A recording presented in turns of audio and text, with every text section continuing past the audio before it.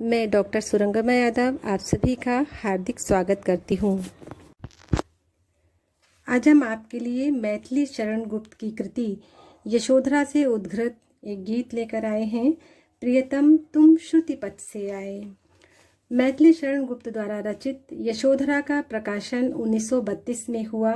यह चंपू काव्य है क्योंकि इसमें गद्य और पद्य दोनों का सम्मिश्रण है। यशोधरा में शाक्य वंशीय राजकुमार सिद्धार्थ के घर परिवार छोड़कर ज्ञान की खोज में जाने का चित्रण है। इसमें उनकी पत्नी यशोधरा के दुख का वर्णन है और उन्हीं के नाम पर इसका नाम यशोधरा रखा गया है। इस गीत में सिद्धार्थ का यशोधरा के जीवन में कैसे आगमन हुआ, इसी का चित्रण मैथिली शरण गुप्त ने किया है। पंक्तियां हैं। प्रियतम तुम श्रुति पथ से आए, तुम्हें हृदय में रखकर मैंने अधर कपाट लगाए। मेरे हास विलास किंतु क्या भाग्य तुम्हें रख पाए। दृष्टि मार्ग से निकल गए थे तुम रसमय मन भाए। प्रियतम तुम श्रुति पथ से आए। यशोधरा क्या कहे और अब रहो कहीं भी छाए। मेरे ये निश्वास व्यर्थ यदि तुमको खींच न लाए। प्रियतम तुम श्रुति पथ से आए। इन पंक्तियों में यशोधरा कह रही हैं कि हे प्रियतम तुम श्रुति पथ से आए। श्रुति का अर्थ एक तो वेद होता है तथा इसका दूसरा अभिप्राय है सुनना या श्रवण इंद्रियां। यहाँ श्रुति पथ का अर्थ है श्रवण इंद्रियां अर्थात कान का मार्ग या कान का रास्ता। यशोधरा कहती हैं कि हे प्रिय आप श्रुति पथ से आए अर्थात मैंने अपने कानों से आपके गुणों या विशेषताओं को सुना और आपकी विशिष्टताओं से प्रभावित होकर मैंने आपको अपने हृदय में रख लिया।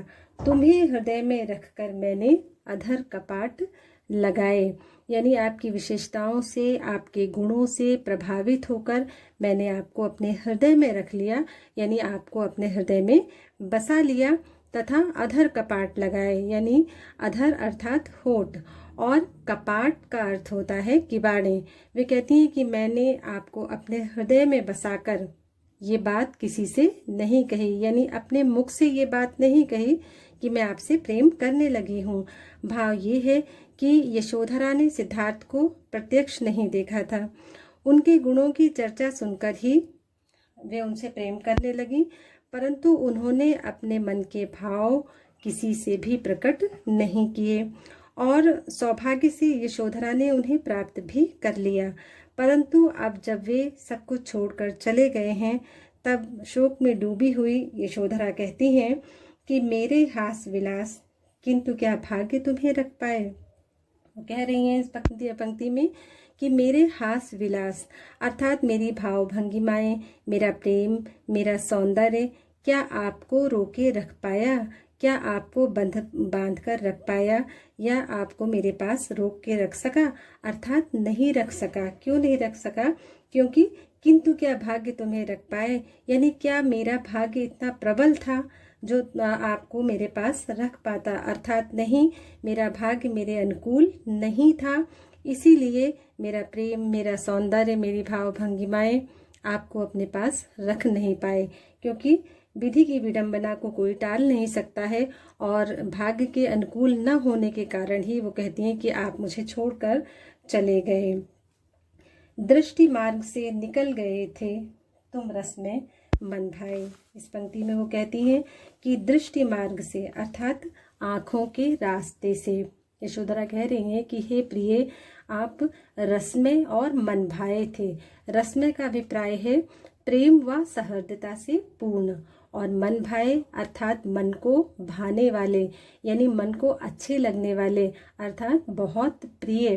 तो यशोधरा कहती हैं कि दृष्टि मार्ग से निकल गए थे तुम रस में मन भाए, अर्थात वो कहती हैं कि हे प्रिय आप प्रेम और सहृदयता से पूर्ण थे तथा मुझे अत्यधिक प्रिय थे, परंतु भाग्य के कारण ऐसा हुआ कि आप दृष्टि मार्ग से निकल गए, यानी अर्थात मेरी आंखों से दूर हो गए। वो कहती हैं कि मैं आपसे प्रेम करती थी और हमेशा ये चाहती थी कि आप मेरी आंखों के सामने रहें, मेरे निकट रहें, लेकिन ऐसा नहीं हो सका, क्योंकि कोई भी व्यक्ति जो किसी से प्रेम करता है, जो उसका सबसे ज़्यादा प्रिय होता है, वो यही चाहता है कि मेरा प्रिय व्यक्ति मेरे निकट रहे, हमेशा मेरी आंखों के सामने रहे। और अगर ऐसा नहीं हो पाता है तो हृदय को बहुत अधिक पीड़ा होती है, और इसी पीड़ा का अनुभव यशोधरा कर रही हैं। वो कहती हैं कि मैं सदैव आपको अपनी आंखों के सामने रखना चाहती थी, लेकिन आप मेरी आंखों से दूर चले गए और इसलिए मुझे असहनीय पीड़ा हो रही है, बहुत अधिक वेदना हो रही है। आगे की पंक्तियों में यशोधरा कहती हैं कि यशोधरा क्या कहे और अब रहो कहीं भी छाए। यशोधरा कहती है कि यशोधरा क्या कहे अब, यानी मैं अब और क्या कहूँ, यानी मैंने अपने मन की व्यथा, अपने मन की पीड़ा, अपने मन के भाव सब कुछ व्यक्त कर दिए हैं। अब इसके अतिरिक्त और मैं क्या कह सकती हूँ, क्योंकि अब आप हमें छोड़कर चले गए हैं तो मेरे पास कुछ भी कहने के लिए नहीं बचा है। इसलिए वो कहती है कि रहो कहीं भी छाए, यानी आप कहीं भी छाए रहें, अर्थात कहीं भी निवास करें, लेकिन फिर भी मेरे मन में एक आशा है।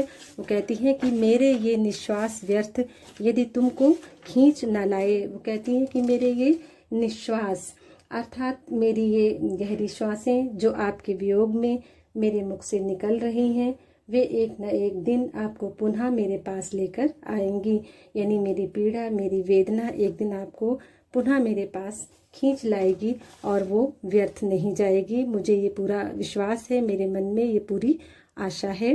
प्रियतम तुम श्रुति पथ से आए, हे प्रिय आप कानों के पथ से मेरे हृदय में आए और आपके गुणों से प्रभावित होकर मैं आपसे प्रेम करने लगी। इस गीत में तत्सम शब्द प्रधान खड़ी बोली है और यशोधरा की विरह व्यथा का मैथिली शरण गुप्त ने इसमें चित्रण किया है। आप सभी का बहुत बहुत धन्यवाद।